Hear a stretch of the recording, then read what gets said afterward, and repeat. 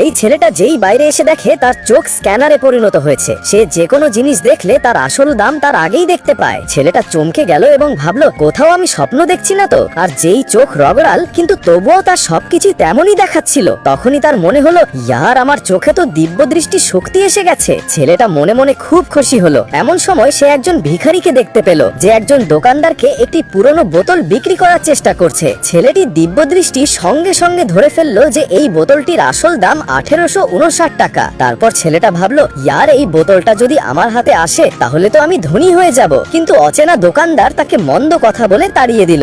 এর মধ্যেই ছেলেটা দ্রুত সেই ভিখারির পিছু নিয়ে আওয়াজ দিল, ভাই সাহেব দাঁড়াও, এই খারাপ দেখতে বোতলটার কত দাম নিচ্ছ? ভিখারি খুশি হয়ে ভাবলো ইয়ার এই বোতলটা তো আমার কোনো কাজের নয়। আর সে বলল আমি এর পুরো 50 টাকা নেব। কিন্তু ছেলেটা কিছুক্ষণ ভেবে বলল এই ভিখারি তো এর আসল দাম জানে না, আমি এটা এখনই কিনে নি। আর সে সঙ্গে সঙ্গে রাজি হয়ে গেল। ছেলেটা নিজের মোবাইল বের করে ভিখারির অ্যাকাউন্টে 50 টাকা পাঠিয়ে দিল। ভিখারি ভাবলো এই বোতলটা তো আমাকে আবর্জনার মধ্যে পেয়েছিল। তখনই দোকানদার ভাবলো ইয়ারে কত পাগল, একে তো ভিখারি বোকা বানিয়ে গেল। কিন্তু ঠিক সেই সময় দুটি মেয়ে আসে এবং নিজেদের মধ্যে কথা বলে, ইয়ার এই ছেলেটা তো পাগল মনে হচ্ছে না, নিশ্চয়ই এই বোতলটার মধ্যে কোনো মূল্যবান জিনিস আছে। তারপর ছেলেটা সঙ্গে সঙ্গে একজন অ্যান্টিক শপের দোকানদারকে ফোন করে এবং বলে আমার কাছে বহু বছরের পুরনো একটি অ্যান্টিক বোতল আছে, আপনি কি নেবেন? তখন দোকানদার বলে প্রথমে আপনি আমার দোকানে চলে আসুন। এটা শুনে ছেলেটা খুব খুশি হলো এবং সঙ্গে সঙ্গে সেই অ্যান্টিক শপে চলে গেল। কিন্তু দুটি মেয়েও তার পিছু নিতে নিতে দোকান পর্যন্ত চলে এলো এবং ভাবলো